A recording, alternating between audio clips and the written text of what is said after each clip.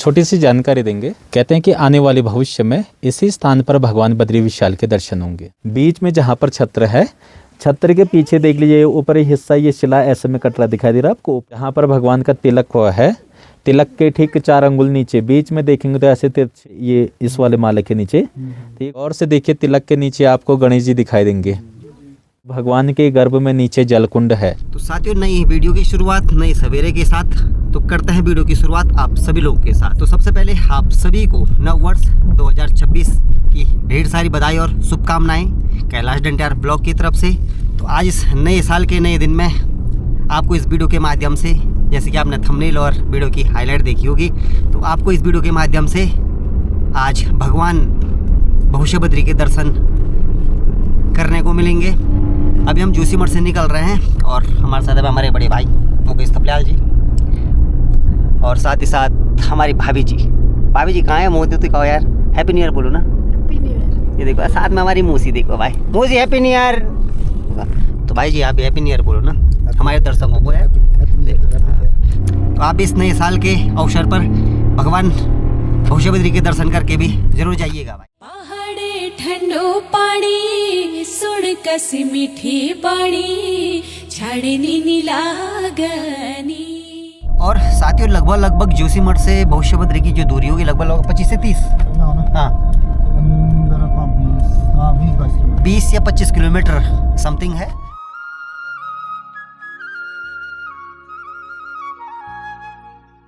तो ये था भाई बड़ा गांव। और बड़ा गांव आपको बता दूं कि सब्जियों के लिए विख्यात है भाई, जाना जाता है सब्जियों के लिए, बड़ी बड़ी गोभियों के लिए।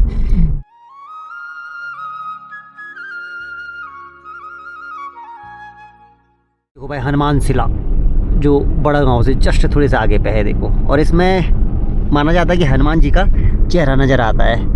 ये देखो काला मुंह वाला हनुमान यहाँ पर दिख गया। ये देखो ये है काला मुंह वाला हनुमान।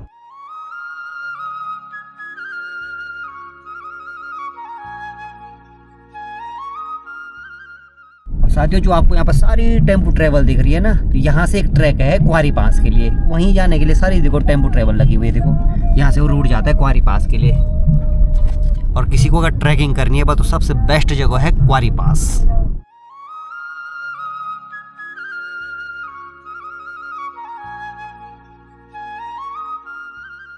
यहाँ से गड्डी रोड ऊपर के लिए, और इस तरफ आपको देख रहे हो पूरी, ये देखो पूरा बॉर्डर तक जाती है ये वाली सड़क। इधर रीतिमाणा के लिए इधर कट गई आपकी, और यहाँ से दाहिने हाथ पे आपको भविष्य बद्री के लिए कटेगी भाई।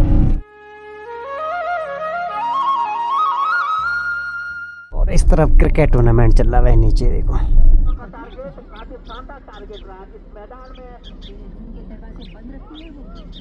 तो 112 रन बच चुके हैं बोर्ड पर, और राहुल करके यहाँ पर आगे आकर उठाकर मारना चाहेंगे, लेकिन वहाँ पर फील्डर तो जब तक फील्ड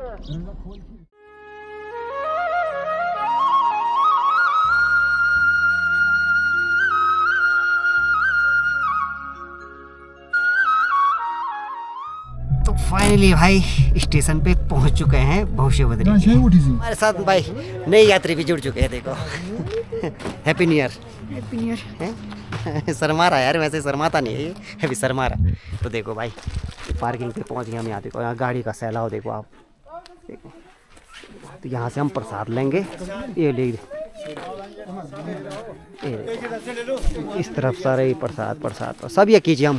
भाई साहब हवे जी हमारे भाई हवे जी, ठीक है। और आज यहाँ मंदिर में हैप्पी न्यू ईयर आपको भी भगवान भविष्य बद्री जी की सबकी मनोकामना पूरी करे।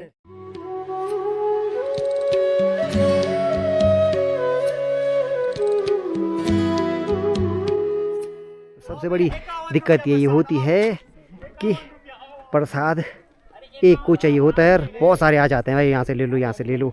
और ये इसी मंदिर की नहीं है, मैंने बहुत सारे जहाँ भी मंदिर हैं वहाँ गया हूँ ना, तो प्रसाद के लिए इतने दुकानदार मुंह पे आ जाते हैं कि आदमी कंफ्यूज हो जाता है कि कहाँ से खरीदें कहाँ से नहीं। आपके साथ हुआ है कभी ऐसा? जो भविष्य बद्री के मंदिर का जो व्यू है ना, वो बड़ा आनंदित है भाई, वो आपको आगे दिखाता हूँ मैं। आप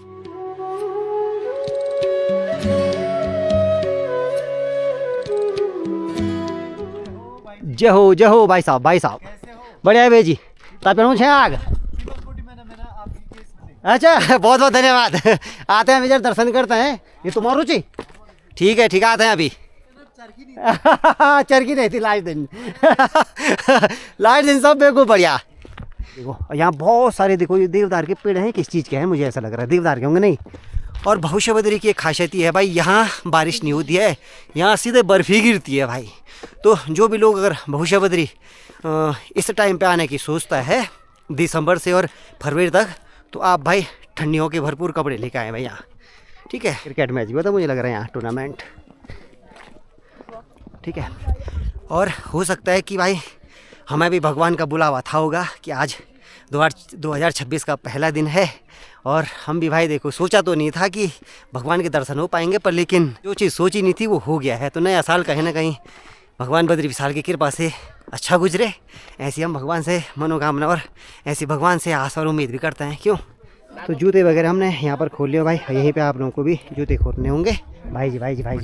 ठीक है, ये देखो भाई। चलिए भाई, पहले जैसे कि आपको पता है भाई, अब जूते खोल दिए तो हाथ पैर धोना बनता ही है, और उसी के बाद दर्शन होंगे। और पानी इतना ठंडा है ना भाई यहाँ, हाथ लगाना मुश्किल ही नहीं, नामुमकिन है भाई। पानी इतना ठंडा है ना, पूछो मत आप। और ये सुंदर मंदिर का प्रांगण ये है भाई, देखिए आप। तो यहीं पे विराजमान है भगवान भविष्य बद्री। देखो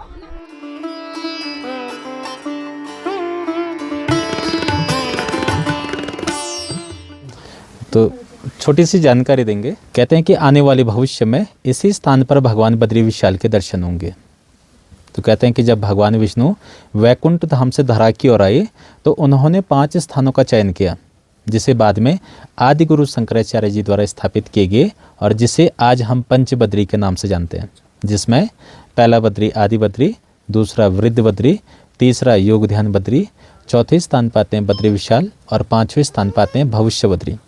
तो इस स्थान को भविष्य बद्री नाम से जानते हैं। भविष्य बद्री मतलब भविष्य में आने वाले बद्रीनाथ जी। तो हमारे सनातन धर्म में 4 वेद 18 पुराण है, उसमें एक पुराण आता है स्कंद पुराण। तो स्कंद पुराण के भविष्य केदार खंड में भगवान बद्री विशाल के साथ साथ भविष्य बद्री का जिक्र भी आता है। कहते हैं कि जोशीमठ में जो नरसिंह मंदिर है, वहाँ भगवान नरसिंह की एक भुजा, बाईं भुजा धीरे धीरे क्षीण होती जा रही है। तो एक समय ऐसा आएगा कि वह पूरी तरह से खंडित हो जाएगा, और बद्री विशाल में 2 पवित्र पर्वत है जिसे नर और नारायण कहते हैं, वह आपस में मिल जाएंगे, और भगवान बद्री विशाल जी अंतर ध्यान हो जाएंगे, देवगमन हो जाएंगे। तत्पश्चात भगवान नारायण जी इसी स्थान पर अपने संपूर्ण चतुर्भुज रूप में विराजमान होंगे। तो जैसे जैसे बद्री विशाल का समय पूर्ण होते जा रहा है और भविष्य बद्री का समय निकट आते जा रहा है, तो यहाँ पर जो भगवान का विग्रह है वह नवजात शिशु की भांति, एक छोटे बालक की भांति धीरे धीरे समय अनुसार भगवान के विग्रह में परिवर्तन देखने को मिल रहा है, और नीचे गर्भ से ऊपर की ओर बढ़ रहे हैं, प्रत्यक्ष हो रहे हैं। तो भगवान के विग्रह में क्या क्या स्वरूप स्पष्ट है उसकी जानकारी देंगे, तो आप जरा ध्यान से देखना। बीच में जहाँ पर छत्र है, छत्र के पीछे देख लीजिए ऊपरी हिस्सा, ये शिला ऐसे में कट रहा दिखाई दे रहा है आपको ऊपर, तो वो भगवान का मुकुट आ रहा है। उस छत्र के पीछे पूरा भगवान का मुकुट दिखाई देता है। भगवान के शीर्ष पर जहाँ पर मुकुट विराजमान है, मुकुट के ठीक पीछे देख लीजिए कुछ हिस्सा बाहर को आ रहा है उभर के, तो वह शेषनाग जी आ रहे हैं। जहाँ पर भगवान का तिलक हुआ है, तिलक के ठीक 4 अंगुल नीचे बीच में देखेंगे तो ऐसे तिरछे में भगवान के नेत्र दिखाई देंगे, और यहाँ पर भगवान अपने घुटने के बल बैठे हैं, अपने घुटने पे हाथ रखा है। तो नीचे इस और जो हिस्सा ये बाहर का यहाँ पर तिलक हुआ देख लीजिए, ये इस वाले माले के नीचे, तो ये घुटने पे हाथ रखा है, ये हाथ की कलाई और एक उंगली बाहर को निकली है, दिखाई दे रहा है। और भगवान के बाएं भाग में ईश्वर माता लक्ष्मी, तो जहाँ पर तिलक हुआ गौर से देखे तो तिलक के बाहर एक छोटा सा चेहरे का स्वरूप बन रहा है। और भगवान के ईश्वर जहाँ पर नीचे तिलक हुआ है, गौर से देखिए तिलक के नीचे आपको गणेश जी दिखाई देंगे, दिखाई दे रहे हैं।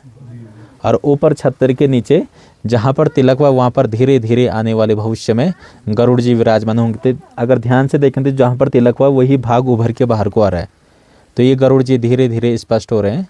और यहाँ पर भगवान अपने निज स्थान वैकुंठ धाम क्षीर सागर में विराजमान है। तो भगवान के गर्भ में नीचे जलकुंड है, यहाँ पर 12 महीने जल देखने को मिलता है और जल स्तर बढ़ता घटता रहता है।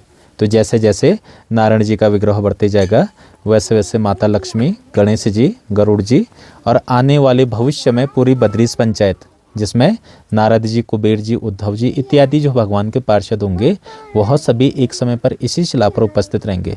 तो कहते हैं कि बद्री विशाल में जो भगवान नारायण जी की जो समय अवधि है जिस दिन वह पूर्ण हो जाएगा तो भगवान अपने पुराने निज स्थान ब्रह्मकुंड में समाहित हो जाएंगे और भगवान की आने वाली पूजा पद्धति इसी स्थान से संपन्न होगा। तो इसलिए इस स्थान को भविष्य बद्री कहते हैं, मतलब भविष्य में आने वाले बद्रीनाथ जी। तो बोल भविष्य बद्री भगवान की जय।